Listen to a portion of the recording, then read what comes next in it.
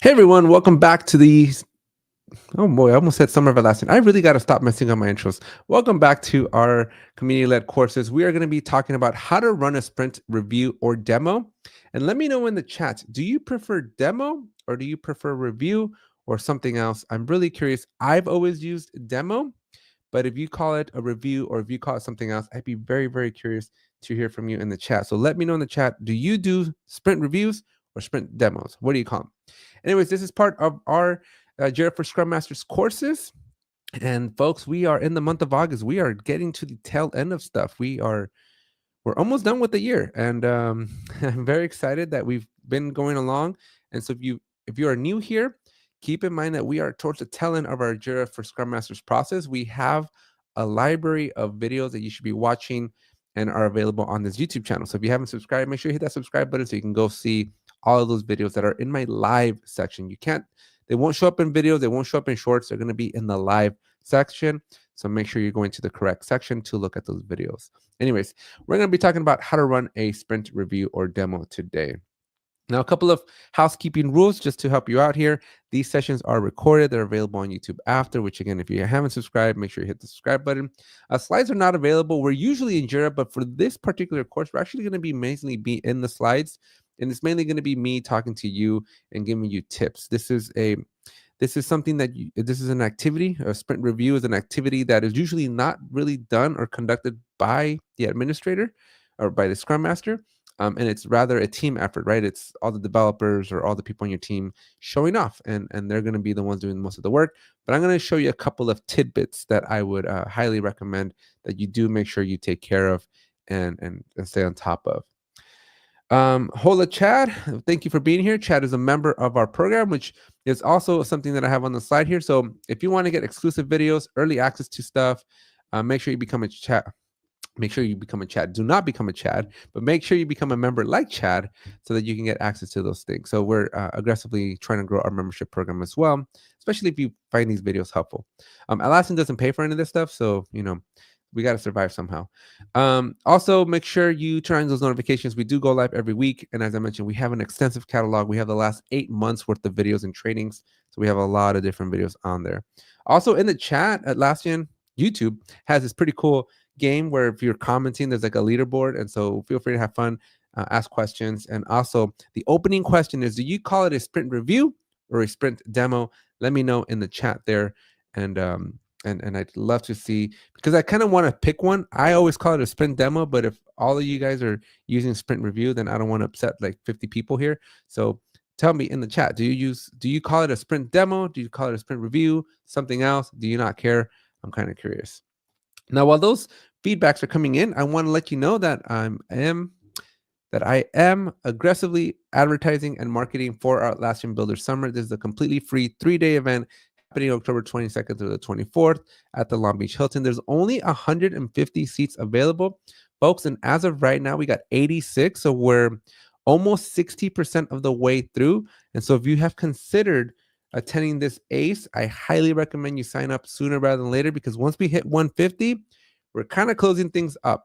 Now, to incentivize you to want to come to the conference, we have the Big Book of Atlassian. No, wait, that's way too small. Nope, that's too small too.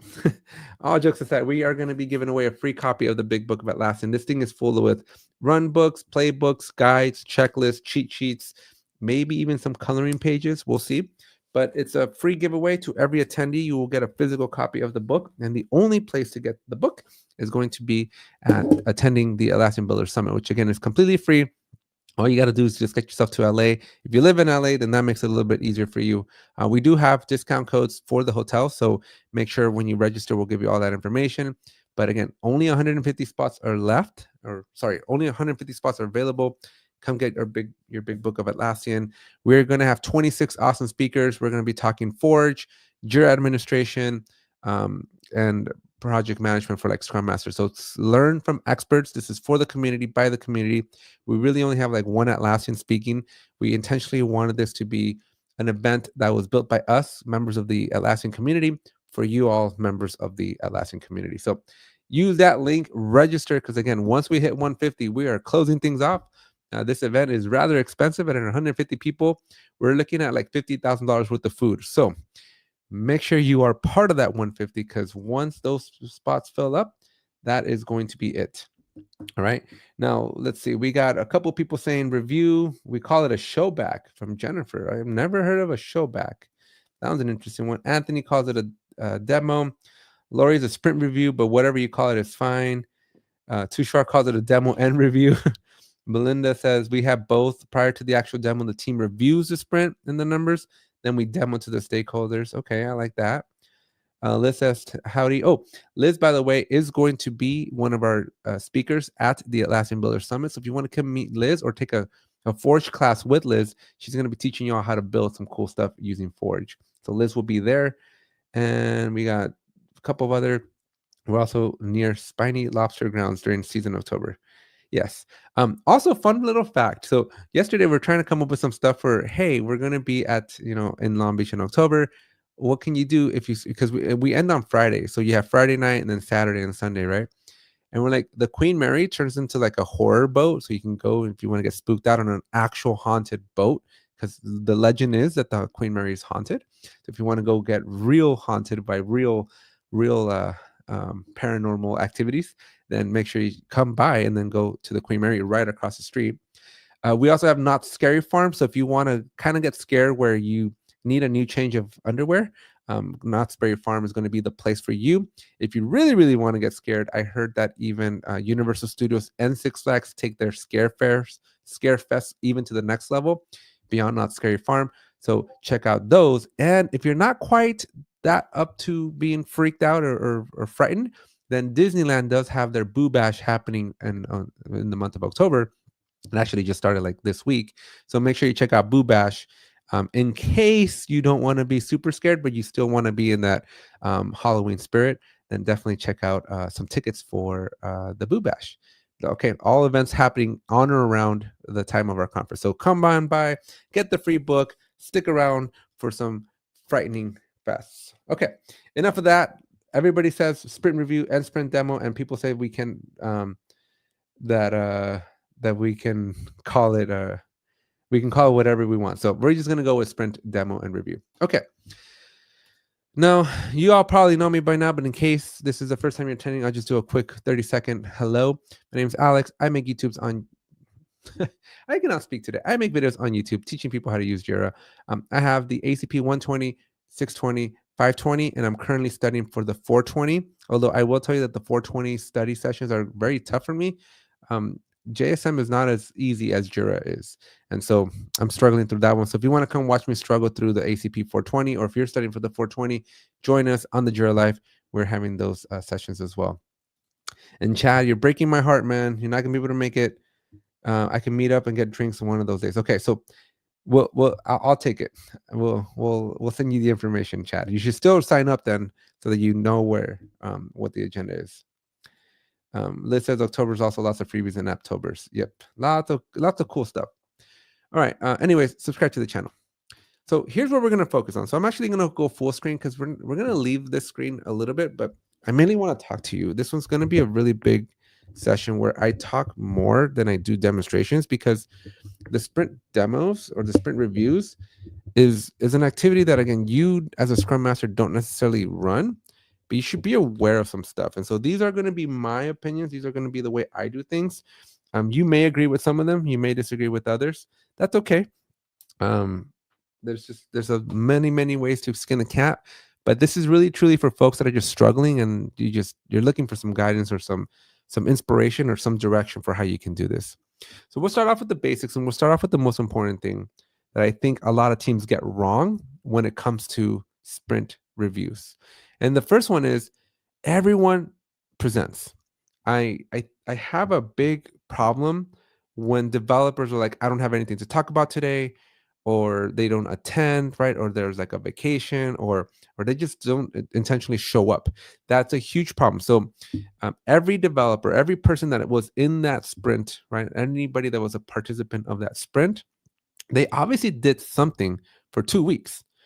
Right? So there should be something. And so it's one of my pet peeves when they say, I got nothing to present. So in the chat, how many of you get I got nothing? I don't have anything to demo. How many of you have heard this story before? Let me know. Raise your hand. Give me a +1. Give me a little emoji if this is an excuse that you get. And I'm going to tell you right now, this is the first thing you got to cut off is that excuse. You should not let people pass. I think it's very important, right? It's very important not only for the integrity of what's being demonstrated, right?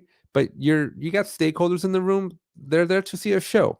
So that's very important. Two, what the heck were they doing for 2 weeks or 3 weeks or however long your sprint is, right? Like if you were working a 40-hour work week times 2, so 80 hours worth of work, right? And you got nothing. And don't let the, oh, my stuff is boring, nobody wants to see my stuff. No. If you worked on a requirement, we want to see how are we trending towards that requirement. Okay, it's very, very important. Make everybody present. And I will give you, I will tell you, and I covered this a little bit below, right? But yes, there's going to be excuses every once in a while, right? I think there's going to be people that do go on vacation. There's going to be people that just are overlapped. But make sure that I used to work at a company where everybody, the whole company, every other Friday, we as a company went to every review. There was like 5 or 6 teams in total. And so literally our Friday from 8 a.m. until like 3 p.m. was we'll spend an hour with each team. We had a lunch together. And we just went and watched everybody's, right? We were big cheerleaders, but we were watching and learning and understanding what everybody across the company was doing. Obviously, this is easy in a small 300% company, so your results are going to vary, but it's a time to show, right? Especially now when we have all these layoffs that are happening.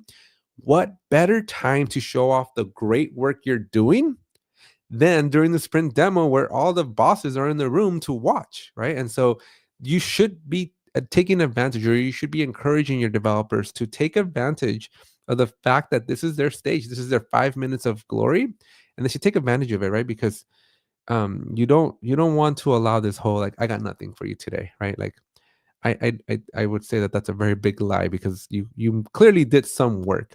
And if you consistently have this behavior of people not presenting, then again, this is why layoffs happen, right? This is why when budgets are tight and you're getting folks that are not showing their work, right? Then this is where we have harder conversations. So definitely encourage your your developers or whoever's in your sprint, your Scrum team, to demonstrate, to show off as much as they possibly can. And everybody should go.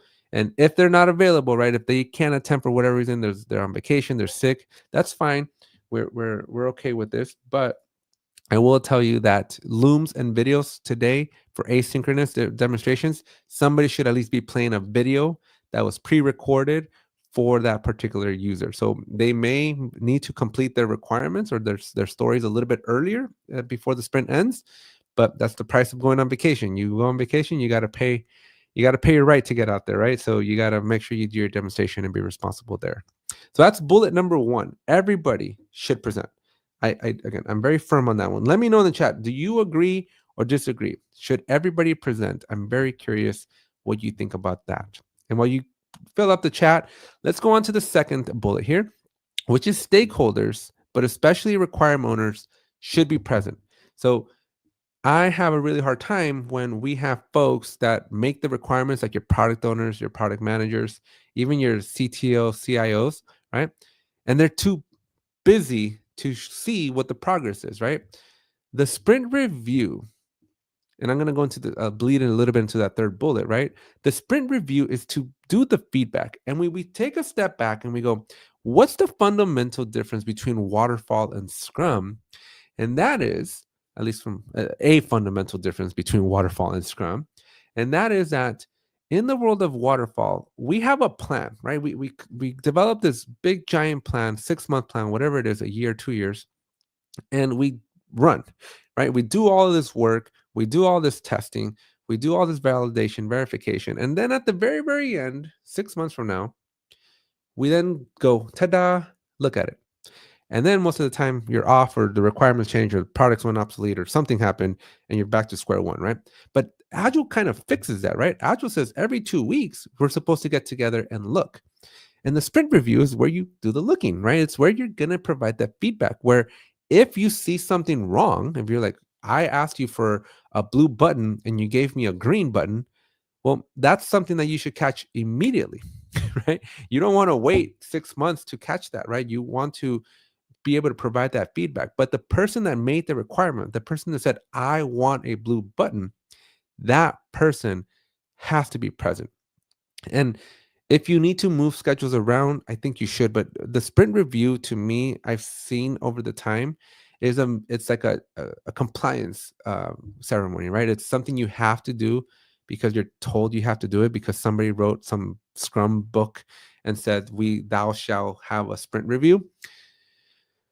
But a lot of stakeholders don't attend, right? It's not their priority. And I would say you need to cut that behavior off as well. Like if you are consistently not having key decision makers in the room to witness firsthand the output of the thing that they said they wanted, you're leading your company astray and you're gonna have some potential problems. So make sure your stakeholders are present. If you consistently have the same stakeholders that can't attend, you got to shift their schedule or shift the demo.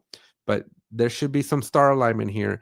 And your key stakeholders, specifically the people that came up with the requirements, whatever that role or responsibility may look like in your company, those people have to be present. It's the opportunity to provide the feedback. Duh. So let's see. We got Savano says, what if only they did refactorings in the code which are not visible to the users? So that's a great point and a great thing, right? So refactoring to the code is one of these like boring things, right? But I always tell the developers you should be really, really proud of the work you did, right? Because refactoring code is more of an art than it is a science.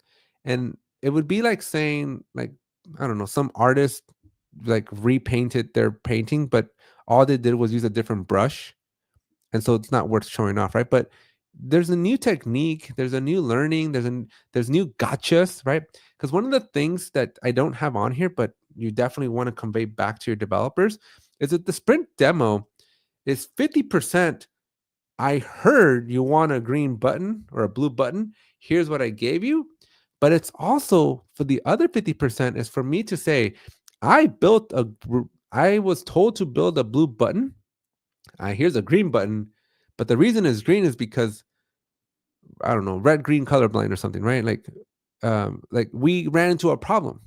We ran into a problem, and here's the reason why we went this way. And this is feedback I can give to my stakeholders, but it's also knowledge. It's institutional knowledge, tribal knowledge, if you will, that then your other developers go, if I ever have that problem, I can learn. So yeah, when you're refactoring code, you're making things better. So why wouldn't you want your developers to share their learnings on the successes or the failures or all the challenges they had in between with the rest of your developers? Because once your developer shares, here's some of the challenges I had refactoring, here's the outcome, then other developers don't have to repeat the same mistake. So this is a win-win for everybody. So yeah, so your features, right? Your demonstration doesn't have to be for the user.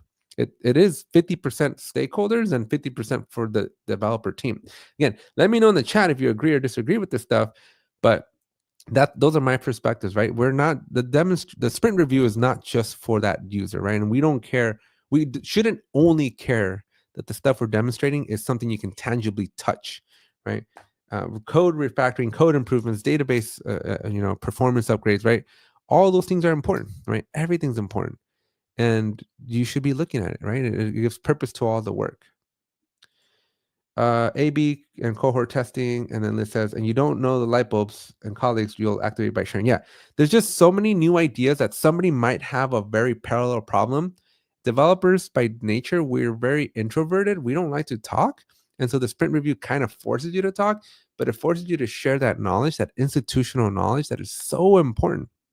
It's so important that it just oftentimes just gets not viewed. And then people are repeating the same mistake because we didn't share that information. So again, this sprint demo is not just for the users, right? It's for everybody. And I'm going to touch back on purpose on the feedback, right?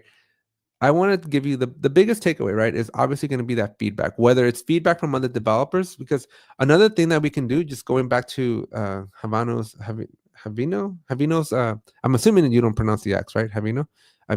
Exavino. I think it's. I, I have a friend who spells her name. Her name's Jimena, and she does spell it with an X, but it sounds like a J. So I'm assuming it's Javino. But let me know, Javino, if I got your name right. Anyways, um, feedback, right? Because yeah, you did some refactoring, but it's an opportunity for that senior developer that's in the room to go, "Oh, this is great. Everybody should do it this way." Or it's feedback to go, "Oh no, we actually tried that 6 months ago. It didn't work. Don't do that." Right? It's an opportunity to get technical feedback, but also requirement feedback. So feedback is feedback, and all everybody should be talking, right? These demos should be the place to kind of present themselves, but that also kind of does expose you a little bit, right? You have to be a little bit vulnerable, which is why team culture and team morale and team trust is very, very important. Now, next month, I believe next month we're going to be talking about sprint retrospectives, which is my favorite ceremony out of all the ceremonies. So if you thought this conversation was cool, wait until you see next month's conversation on sprint reviews, right? But you have to have a culture, you have to have a team environment where you welcome the feedback and you're not stepping on people, right? Like you're not putting people down, because this is what makes the feedback hard. So take classes and do like team building activities and learn how to provide feedback so that people don't get, their hearts broken, because you don't want to say, "Oh, this is a crappy." Like I've been in a meeting. True story. I've presented this dashboard. I made a dashboard for an executive team for a C. He was a vice president, right? And this was like, hey, we had been struggling with the problem for months, and I came into the project and I found a pretty what I thought was an elegant solution to fixing the problem. I went and built it. I got feedback from my peers. I got feedback from a couple managers. I was getting thumbs up all the way around. We determined it was polished enough. My demonstration was polished enough to show it to the VP. And I remember the VP basically telling me, "This is the worst metric I've ever seen in my life." And like, yeah, that hurt a little bit, but more deeply, what that did was it made it so that going forward from that moment on, I did not like that VP, right? And I held back every idea that I had. And so you want to train your stakeholders that if and when they're going to be providing feedback, there's a right way to provide feedback, and then there's a way that's just going to be detrimental to your team. And so again, if we're back on the topic of layoffs, pick those people that are toxic to your team culture. Those are the ones that should be going, not the people that are actually trying to, do a hard, um, that are trying to try really hard for their job. Liz says the legacy code horror clues pop out sometimes. Tushar says our team has working sorry, our team has people working on managing different tools which are not dependent on each other. So our sprint review is not that useful, but we have to do it as a process. Yeah. Again, usefulness is beauty is in the eye of the beholder. I'll tell you, technical people, like, why do we go to conferences if not to learn from others, right? Why do we watch sports if not to be entertained by other people doing the thing that we'd like to do?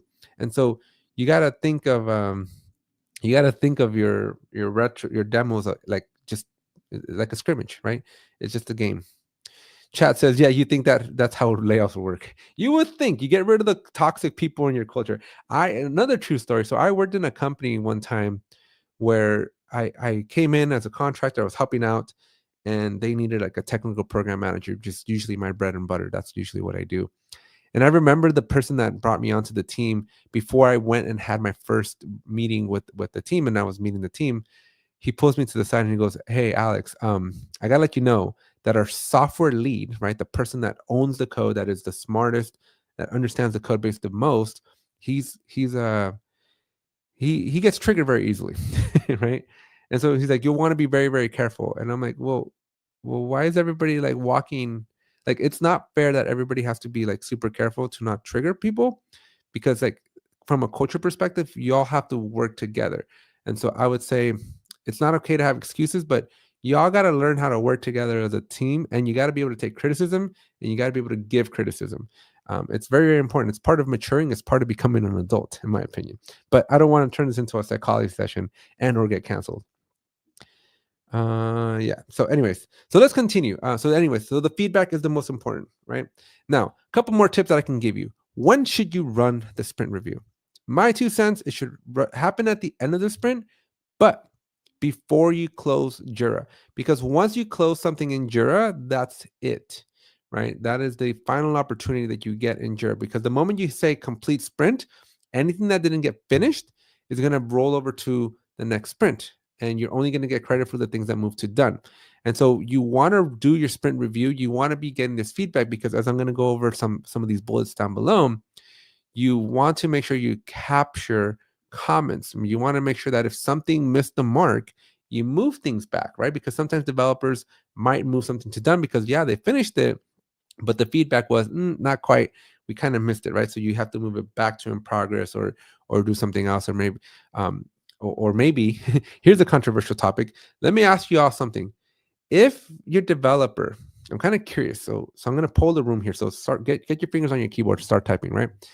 If your developer has a story, make a blue button, and they make the button green, and we get to the sprint review, and the button, it's green, and you're demonstrating, and the product manager is like, pretty sure the requirement was for it to be blue.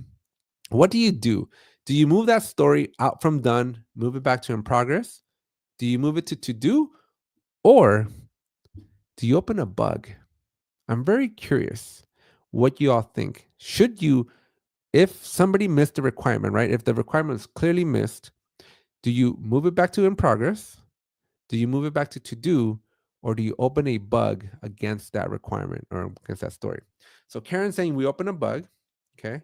It's a great, so that's an option because I said it, right? So that's an option, but I'm curious. Anybody else, what are your thoughts on this? What do you do when we miss the requirement? Liz says, I know having, okay, so I think we got a side conversation happening with Liz and Tushar, but so we'll try to skip that one for now. Liz, we'll come back to it. Stuart says we move it back to in progress. Okay, that's usually what I do. I usually move it back to in progress. And the question really becomes like, when do you open a bug then? When is it appropriate to Chad says that this is now an enhancement, right? Kima says back to do. And folks, as you can see here, there's no right or wrong answer. They're all technically right, including Chad's enhancement, right?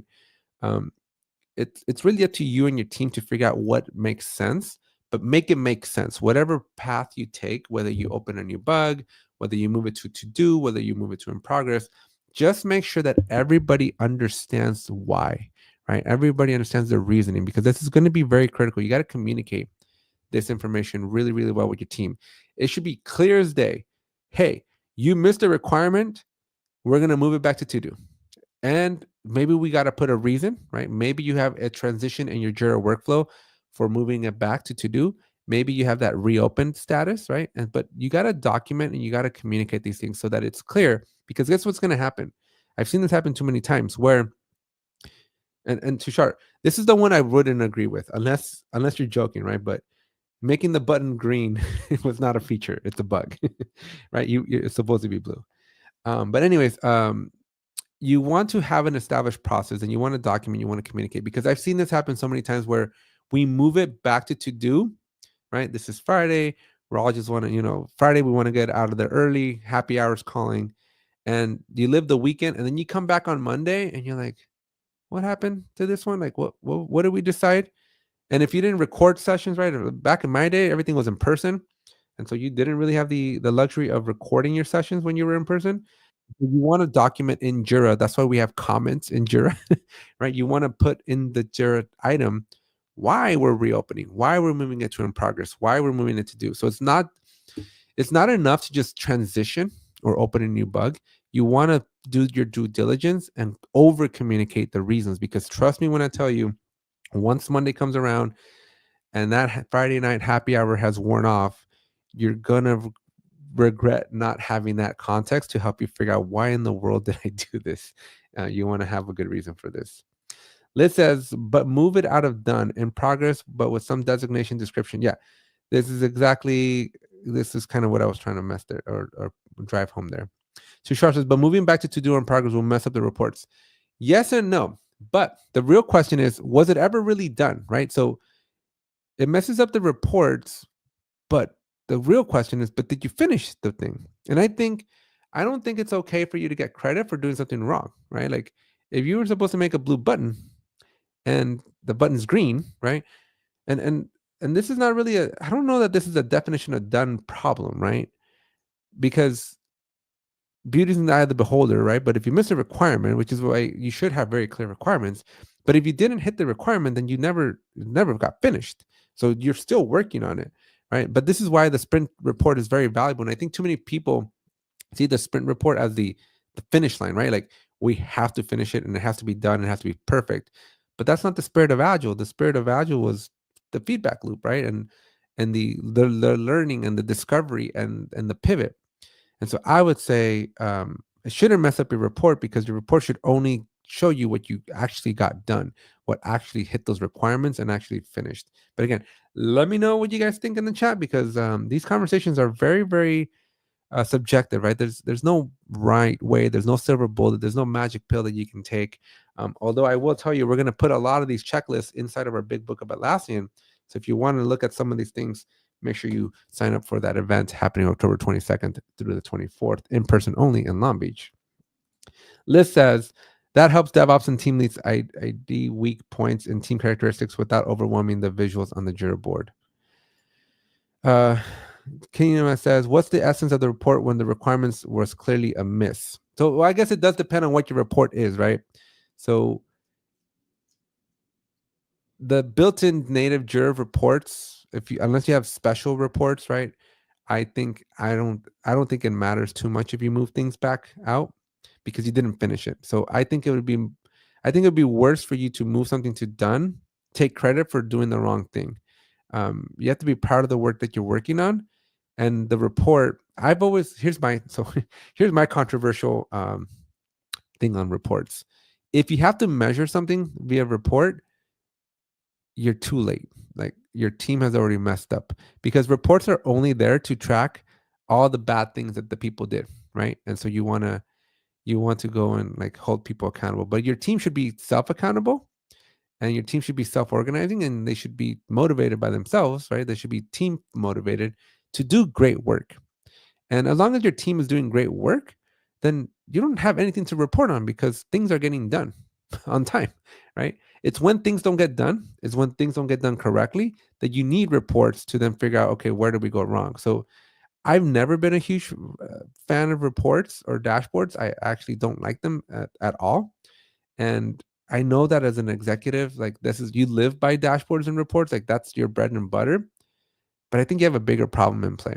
And again, not a little bit more controversial than anything else, but I usually don't care for reports or dashboards or any kind of metric, because I rather motivate my team to do the best job that they can possibly do and work with them throughout the sprint to get this done.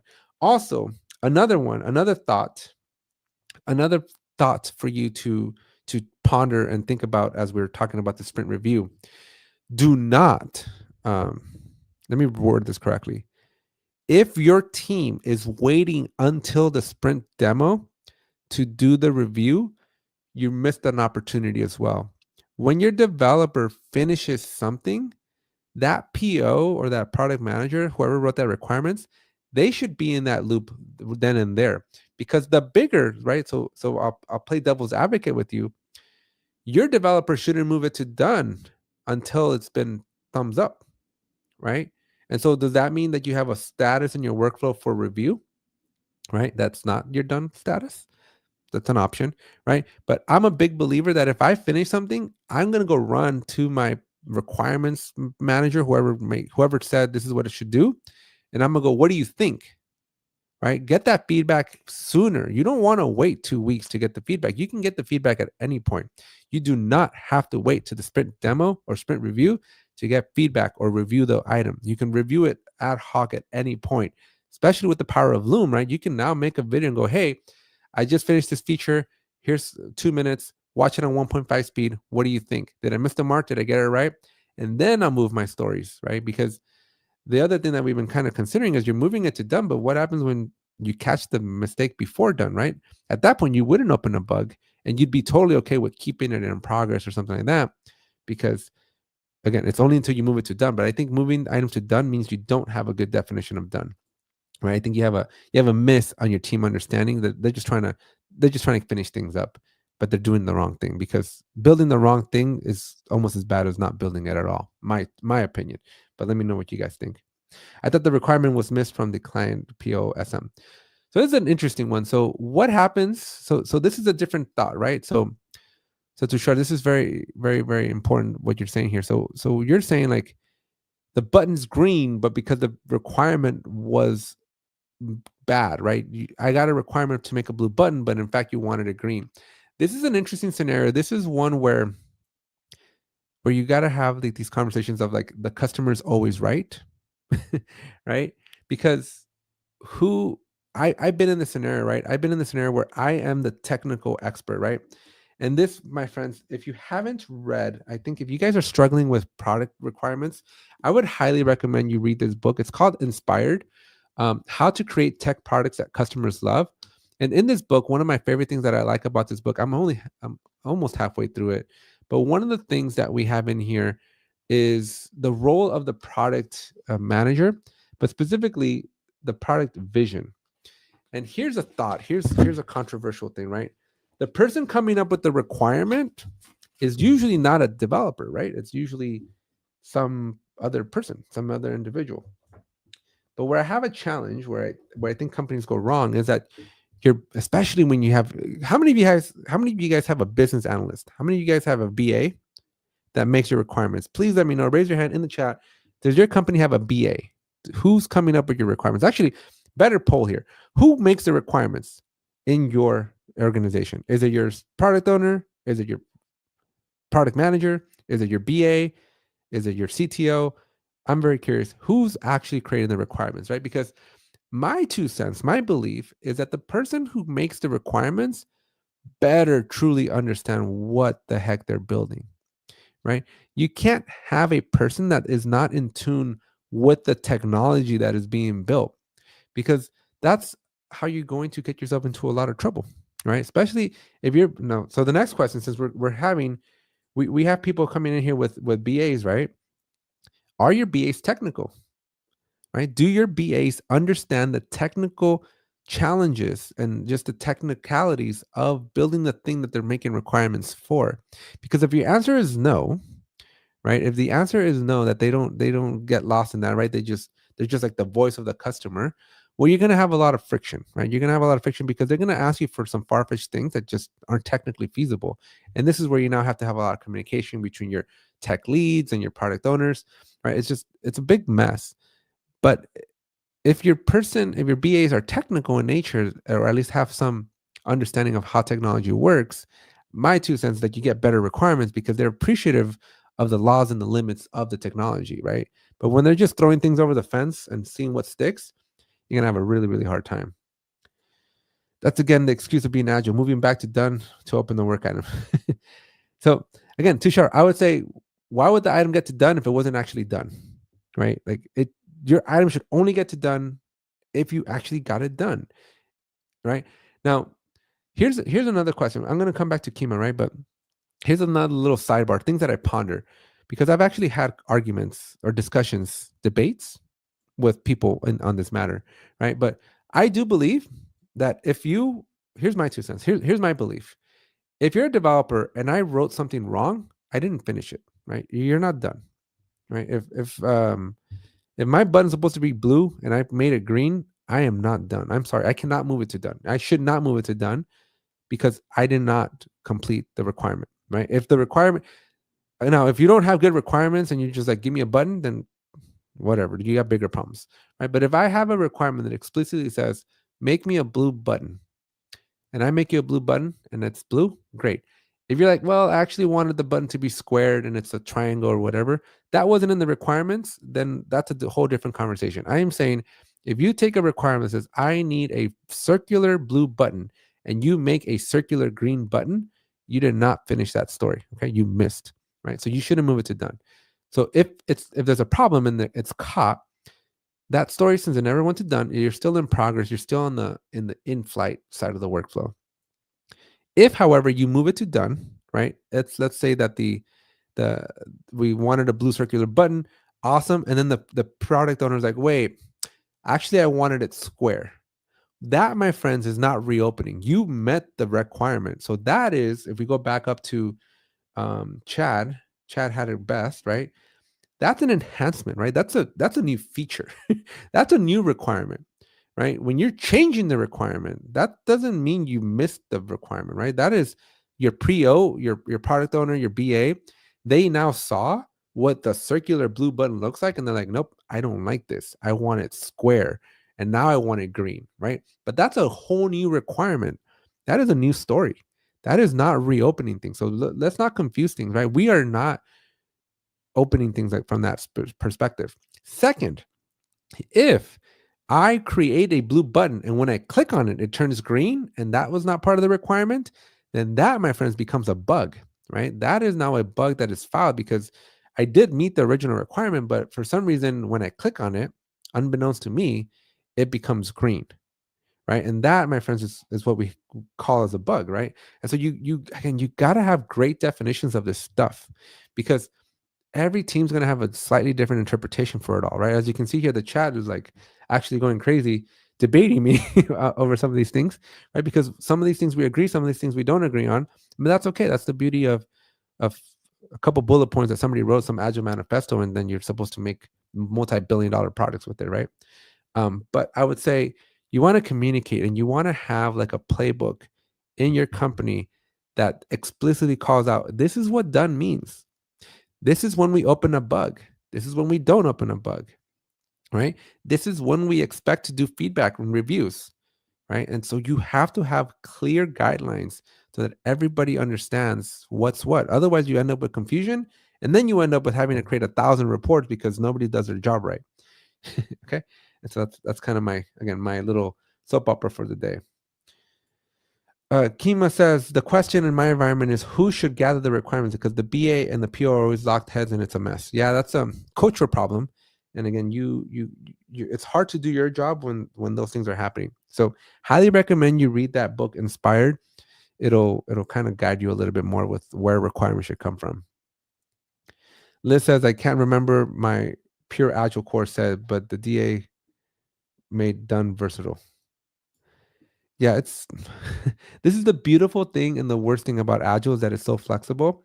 My takeaway, if you take anything away from this course, right? Again, my stuff is just opinions, but the takeaway, if you're writing notes, or if you're saying, Alex, what can I take away from this course? Is document your process that works for your team. Every team's going to be different. I've coached hundreds of teams at this point. No two teams have ever been the same. And even when I come in with my methods and my methodologies, my ideologies, and my recommended way of doing work, there's always some tweak to make it unique to the process, to the people, to the culture. So document it though, because it's so tribal knowledge and it's inside people's heads, but you miss, like, people don't communicate and you miss expectations. And this is how you end up on layoff lists because you're not communicating expectations. You got to make it clear. You got to make it super clear. We have set up definition of ready and definition of done clearly in all stories. This is great. You want this. You want to have, when do we know that this story is to be ready to be worked on in a sprint? Definition of ready. And when do we know that our story is done? Definition of done. You want to have all these things. Okay. We only have a couple minutes left, so let's kind of power through this. So a couple things for you to look out for. These are just going to be a little bit more rapid fire. I kind of want to end a little bit earlier. Is actual versus sprint reports, right? So one interesting thing is going back to this debate between Jira and what's in Jira and what's not in Jira, and what's being demonstrated. So you always want to keep in mind and be listening for what the team actually completed versus what your sprint report tells you completed, because there's opportunities where somebody worked on a story that was outside of your sprint. That's a no-no, right? And so there's going to be a lot of variations where things got done, or at least you're verbally hearing things from the people doing the demo versus what Jira's saying, right? So you want those to be as close as possible, but keep in mind that they're going to be out of sync most of the time. And so that's maybe an activity you want to do to kind of, again, enforce that behavior. We already talked about this one, but I'm going to drive this point home, right? We are in the year 2025, Looms, micro videos, little shared tidbits, a Slack hangout, right? Asynchronous demos are highly encouraged. And if a person cannot attend the session, they should definitely record something. If they finish with a task, they should do a little quick recording and send it to that stakeholder so they can get feedback quicker. For your actual demo itself, you should record it and share it with your stakeholders, with your QA, specifically your QA. Raise your hand here. How many of you guys have a QA process outside of your development process? Because those people should be in your sprint review. If your QA team, if you have a dedicated QA team that then takes all of the completed stories and then goes and QAs them, and they're not present at the sprint review, you have a big miss right here, right? Those people that are now going to validate and verify that the thing does what it's supposed to do, it meets the requirement, right? They're going to look at the requirement with a very, very specific lens. And if they're not there to hear the dialogues and the conversations and the feedbacks and all the stuff that happen, they're going to have a really hard time too. So you want to make sure your QA, if you have a QA process, is in your sprint reviews. Oftentimes your QA is like a black box. They're off on the side. Nobody knows they even exist until they come back with all these bugs. This is why we have sprint reviews. We want to avoid the bugs. We want to communicate. Folks, it is cheaper. It is the cheapest to fix a problem in your code the moment you think about the problem. Anytime after that, it gets exponentially more expensive. You do not want to be fixing bugs. You do not want to be fixing bugs late in the game. You do not want to be identifying games late in the game. You do not want to be identifying misses in requirements late in the game. Identifying a miss in the requirement during your sprint review 2 weeks into your whole process here is going to be the cheapest time other than like catching it during the actual development, right? But catching a actual bug from hearing it from somebody else, right? You missed a requirement. This is the cheapest moment in time to fix it. Don't not fix it because of a sprint report that's going to be messed up. It will be infinitely more expensive for you to fix a report because you wanted the report. It'll be infinitely more expensive to fix a bug because you wanted your report to look pretty. The reports are irrelevant when you're bleeding cash and you're running out of runway and your company doesn't exist, right? Fix the bugs as soon as humanly possible, as early as humanly possible. Okay. Tushar says, what if we have a separate workflow status for QA sign-off that is marked to be done? That means that your QA, if you have a specific status for QA sign-off, that means that your QA process has to be within the 2-week sprint, because Jira only gives you credit when you move something to done in the farthest right column. Okay. And so that means that your QA people either A, got to work really fast, right? Because you have to finish the QAing within the sprint. And you shouldn't expand your sprint. You shouldn't expand your sprint to be a month long, because then you have bigger problems if you expand your sprint. You want your process to be still within the 2-week bound, right? So either your QA is hustling, so they're working quickly, or B, your developers are doing some of the QAing, or C, your stories are small. Your stories are so small that your QA can actually do their job, right? Because if you're asking them to QA like an entire novel, then yeah, you're gonna be slipping all kinds, and that's why you have so many reports, because your process is bad, not your reporting, right? Again, by the time, I'm a firm believer, folks, if you need reports in your world, it's because you have a bigger problem somewhere upstream. The report is there to catch the mistakes from poor leadership up above. You gotta fix your processes. You don't need reports if people know what to do and how to do their job. Even if you're a one-person make your ops, you save a ton of money on equipment and you're razor close on estimates for clients. Tushar says, that's why we have a mixed way of working Scrum Bond. Folks, but that's why you need reports, because you're not being efficient with how you should run a team. But yeah, again, we can have side conversations. If you ever, guys, I am available for hire, by the way. If you guys ever need to chat or you want one-on-one time, I will drop the link here. I haven't dropped it today. So if you guys have any questions with this, or you just want to sit down for an hour or even 30 minutes with me and go, hey, Alex, what do you think of this? I do have a bucket, so you can buy 10 hours of my time for a fee. Or if you just want to sit down for an hour, I have an hour here. Check out that link tree there.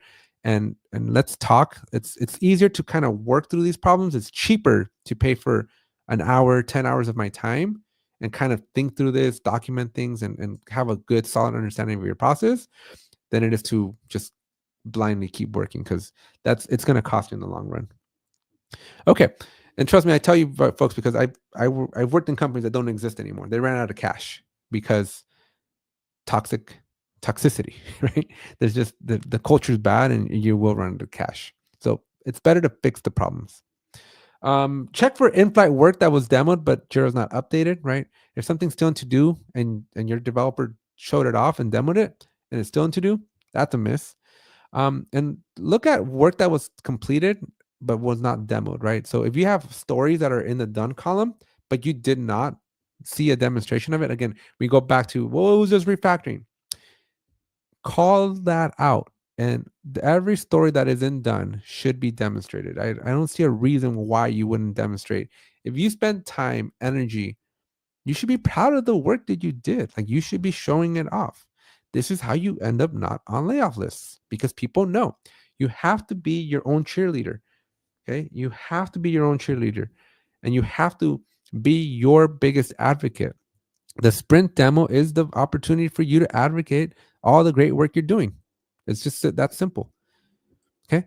And then I'll end with this, right? Make sure you add comments from feedback, right? From your product manager, your BA, right? Make sure they're there, and make sure you're adding the comments to the work items, because you will forget over the weekend. You will forget that all this stuff's important. And yeah. So anyways, folks, we got 9 minutes left. I just want to remind you that I am hosting a free 3-day workshop happening October 22nd to the 24th. We are going to be talking about agile-based project management. So if you want to come and hear from other experts, get different opinions on how this stuff works, or ask other experts, what do you think? Should we have reports? Alex says no, right? Alex says this and Alex says that. Come and talk with others, right? It's so important. You will get smarter and better by hearing different opinions from other experts. And so I've curated 26 of the best experts in their fields, and we're going to be talking about and teaching you all kinds of stuff. So make sure you come and check this out. And I also found a typo. So wifey, if you're watching this, we have admins, not admins. So we're gonna have to get this slide updated and fixed for everybody. But yeah, come and get secure your free copy of the book. Again, we only have 150 slots, and we currently have, drum roll, 87. So one less than when we started. And so if you want to secure, you want to come listen from the experts, make sure you use this link. I'll drop it one more time in the chat here for you all. Make sure you use this link, sign up for the event, come on by in October. Chad, you got to come by. You got to escape for 5 minutes from the family and have some fun with us. Anyways, folks, that's it for this one. Oh, you know what? Sorry. As I mentioned, right, we are basically done here. Let's see. We got all of July. We are sprint demo tips. Next week, we're going to do Bitbucket and PRs. That's going to be a good conversation. So if you are doing any kind of source code and you're not connected with Bitbucket or with or GitHub, we're going to be showing you some tips and tricks there.